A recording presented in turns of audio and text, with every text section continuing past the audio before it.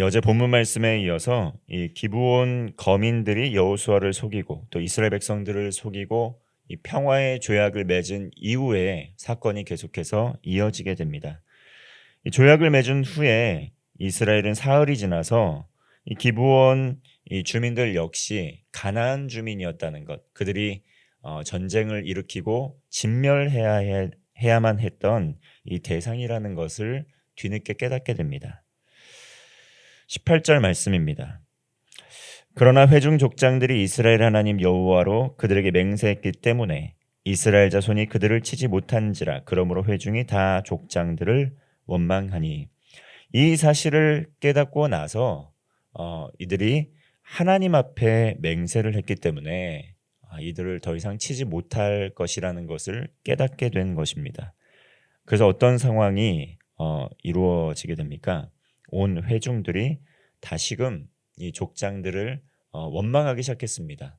이 당신들이 이 하나님의 말씀대로 그대로 순종하지 못하고 이 실수를 저질렀기 때문에 우리가 다 죽게 되었다. 하나님께 벌을 받게 되었다. 하나님의 진노를 받게 되었다. 이렇게 원망을 한 것입니다. 가나안 주민을 모두 진멸하라는 하나님의 명령을 여호수아 족장들의 성급한 결정 때문에 다시 어길 수밖에 없게 되었기 때문에 또 회중들이 이를 원망한 것입니다. 그러나 기브온 거민들은 이 거민들의 입장에서는 그 가나안 땅에 있는 대다수의 또 의견보다는 이스라엘 백성과 함께 하시는 하나님을 더 두려워하는 마음을 가졌습니다. 물론 하나님이 어떤 분이신지는 잘 몰랐기 때문에 하나님을 경외하는 마음으로 신실한 믿음으로 이들이 속이고 이스라엘 백성들을 속이고 거짓말한 것은 아닙니다. 어쨌든 그 내면에 깊은 두려움 때문에 하나님을 거역하면 죽을 수밖에 없겠다라는 생명의 위협, 그런 두려움 때문에 속이고 거짓말을 했다라는 것이죠.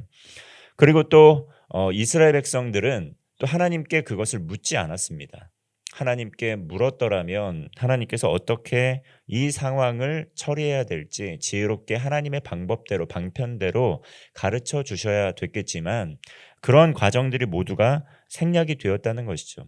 기브온 거민들도 그 마음의 동기가 아주 선하진 않았고 또 이스라엘 백성들도 또 여호수아도 또 하나님께서 주신 지혜로 이 일들을 처리한 것은 아니었습니다. 그렇게 조약이 맺어지게 되었다는 것이죠. 그런데 그 이후에 모든 것이 다 드러나게 된 것입니다. 사실관계가 드러나게 된 것이죠. 기브온 거민들 하나님을 두려워하는 마음으로 이렇게 속이게 되었다. 사죄, 용서를 구했고 또 여호수아도 또 하나님 앞에 다시금 자신의 실수를 깨닫고 그러나 하나님 앞에 조약을 맺고 맹세를 하였기 때문에 하나님의 이름으로 행한 것이기 때문에 회개함으로 하나님의 말씀을 지키고자 하는 그러한 신실한 모습을 보여주게 된 것입니다. 기브온 거민들의 속임수로 조약을 맺게 된 것이었지만 모든 것이 합력하여 결국은 기브온 거민들이 이 생명을 얻게 되는 길로 나아가게 됩니다. 19절 말씀입니다. 모든 족장이 온 회중에게 이르되 우리가 이스라엘의 하나님 여호와로 그들에게 맹세하였은즉 이제 그들을 건드리지 못하리라. 이렇게 이스라엘 백성들 여호수아와 족장들은 여호와 이름을 경외했기 때문에 비록 실수로 하게 된 것이었지만 그 대가를 자신들이 마땅히 져야 할 것임을 고백하면서 하나님의 이름으로 맹세한 것은 지키겠습니다라고 이렇게 믿음으로 결단하게 되는 것이죠. 이 족장들은 언약을 하나님께 맹세한 이 언약을 소홀히 여기지 않고 그 언약을 지킵니다. 그리고 하나님께 받을 만한 짓을 과오를 범한 것이기 때문에 그냥 그대로 넘어가면 안 되고 이 기브온 거민들을 종으로 삼아서 차별을 두어야 되겠다라고 한 것입니다. 그러나 이렇게 차별을 두게끔 이러한 지혜를 한 것 무엇이겠습니까? 그것은 바로 하나님께서 가나안 거민들을 진멸하라고 했던 그 원리를 지키고자 함이었던 것입니다. 왜냐하면 이스라엘 백성들의 순결한 신앙, 순전한 신앙을 위해 이 이방인들을 다 진멸하라고 하셨던 것이기 때문에 그들과 섞이지 말라고 했던 것입니다. 그렇기 때문에 그들과 어울리면서 동등하게 이렇게 교제를 했다고 한다면 그들이 섬기는, 자칫 잘못하면 그들이 섬기는 신앙, 그들이 섬기는 가나안 땅의 우상 숭배 문화가 이스라엘 백성들에게 들어올 수 있었기 때문에 그런 부분에 대해 경계를 지었다라는 것이죠. 기브온 거민들을 다시 불러서 여호수아는 사실관계에 대해서 묻습니다.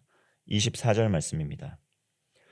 그들이 여호수아에게 대답하여 이르되 당신의 하나님 여호와께서 그의 종 모세에게 명령하사 이 땅을 다 당신들에게 주고 이 땅의 모든 주민을 당신들 앞에서 멸하라 하신 것이 당신의 종들에게 분명히 들리므로 당신들로 말미암아 우리의 목숨을 잃을까 심히 두려워하여 이같이 하였나이다.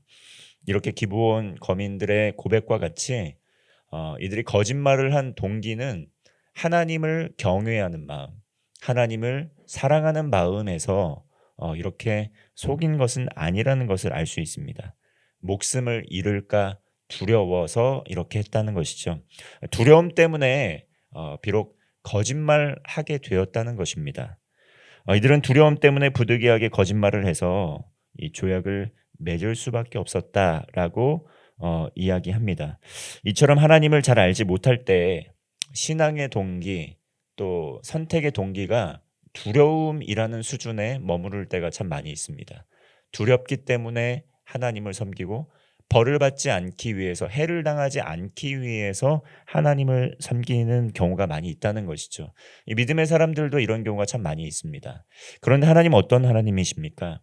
두려움의 하나님 이전에 하나님께서는 모든 하나님의 자녀들과 백성들을 사랑하시는 사랑과 긍휼의 하나님이라는 것을 우리는 기억해야 됩니다. 하나님께서는 사랑의 하나님이십니다. 물론 선악간에 반드시 정의와 공의를 바로 잡으시는 분이시지만 하나님의 사랑은 헤아릴 수 없는 그러한 크기와 깊이와 너비가 있는 사랑의 하나님이라는 것을 우리는 기억해야 됩니다.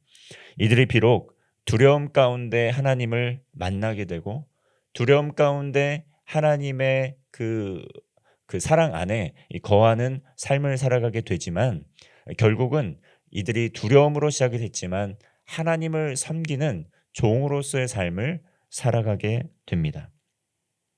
그러면서 이들은 하나님의 주권 앞에 자신들의 모든 것을 내어 맡기는 선택을 고백을 하게 됩니다. 25절 말씀입니다. 보소서 이제 우리가 당신의 손에 있으니 당신의 의향에 좋고 옳은 대로 우리에게 행하소서 한지라. 이 모든 것을 다 맡겨 드리는 것이죠. 먼저 여호수아에게 하나님께서는 내 발에 신을 벗으라 하면서 하나님의 주권에 모든 것을 다 내어 맡기라, 이렇게 여호와의 군대 장관을 보내주셔서 이 신을 벗으라, 주권을 다 내어 맡기라, 이런 고백을 하게 됩니다. 기브온 거민들은 비록 하나님을 만난 것은 아니지만 자신의 모든 것을 다 여호수아 앞에 내어 맡기는 선택을 하게 된 것이죠. 주권의 이양인 것입니다. 비록 종이 되어서 차별을 받고 어려운 상황이 예측이 되는 상황이긴 하지만 생명을 건진 것에 대한 감사함으로 말미암아 모든 주권을 내어 맡기고 여호수아 이스라엘 백성들에게 헌신하고 순종할 것임을 서약하는 것입니다. 그래서 26절을 보면 죽이지 못하게 하니라, 이렇게 주권을 내어 맡겨드림으로 말미암아 그들은 온전하게 생명의 구원을 받고 건짐을 받습니다. 보호를 받게 된다는 것이죠. 그리고 27절 말씀입니다. 그날의 여호수아가 그들을 여호와께서 택하신 곳에서 회중을 위하여 여호와의 제단을 위하여 나무를 패며 물을 깃는 자들로 삼았더니 오늘까지 이르니라. 이 부분에 대해서 깊이 있게 설명을 해주진 않지만 기브온 거민들은 이 종이 이스라엘 백성들의 종이 되는데 단순히 허드렛 일만 하는 그러한 단순한 종이 되는 것이 아니라 하나님의 집을 섬기는, 성막을 섬기는 그러한 하나님을 섬기는 종으로 변화되게 된다는 것입니다. 이들이 가나안 땅에서 하나님을 알지 못하고 그저 두려움 가운데 하나님을 만났지만 이제 하나님의 임재가 가득한 성막의 업무를 맡게 되면서 하나님께 가까이 나아가 모든 것을 내어 맡기고 그들의 민족이 그들의 삶이 하나님께 거듭나는 그러한 길로 나아가게 되었다는 것이죠. 기브온 거민들의 속임수 또 여호수아와 백성들의 그런 실수 이 모든 것이 합력하여서 이 결국은 한 민족이 하나님을 사랑하는 민족으로 변화되는 과정을 보여주고 있다는 것입니다. 기브온 거민들은 이스라엘을 속여서 조약을 맺게 되었지만 이 과정 가운데 여호수아도 하나님의 뜻을 묻지 않는 실수를 하게 되었지만 모든 것이 합력하여 하나님께서 구원 계획을 이루어 가시는 것을 보게 된다는 것이죠. 이 과정에서 하나님께서 만약에 이마저도 허락지 아니하셨더라면 모든 것을 책망하면서 바로잡으라고 심판하도록 명령을 하셨겠지만 하나님께서는 은혜와 긍휼로 이 사건을 하나님의 손으로 돌이켜 주십니다. 우리의 삶의 자리 가운데에서 우리는 어떠한 하나님을 만나고 있습니까? 두려움 때문에 두려움이 동기가 돼서 하나님을 만나는 것이 아니라 두려움이 동기가 되었지만 참 사랑의 하나님을 깊이 만나고 여호와 하나님을 섬기는 그러한 삶을 살아가는 성도가 되시기를 바랍니다. 사랑의 하나님, 은혜의 하나님께서는 오늘도 우리에게 나아오라 나아오라 이렇게 많은 사인과 징조와 또 여러 가지 또 사람들을 통해서 이 복음의 메시지를 전해주고 있습니다. 그리고 또한 그러한 사명을 우리에게 맡겨주셨습니다. 삶의 자리에서 어디에 있든지 무엇을 하든지 이 복음의 비밀을 가지고 담대하게 하나님 나라의 복음을 전함으로 많은 이들을 주님께로 돌아오게 쓰임받는 복된 성도가 되시기를 주님의 이름으로 축원합니다. 기도하겠습니다. 살아계신 하나님 아버지, 하나님을 두려워하는 신앙, 또 진정으로 하나님을 경외하는 신앙을 통해 생명 얻는 구원을 얻는 우리의 복된 삶이 될 수 있도록 인도하여 주시옵소서.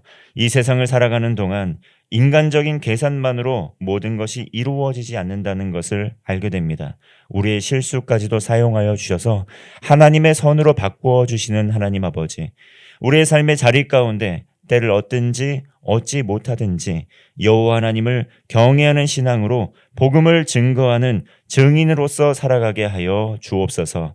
가정과 교회, 일터, 우리의 삶의 모든 여정 가운데 하나님께서 허락하여 주신 그러한 예비 또 성도들에게 주님의 복음을 담대히 전함으로 말미암아 구원받는 역사 일어나는 하루가 되게 하여 주옵소서.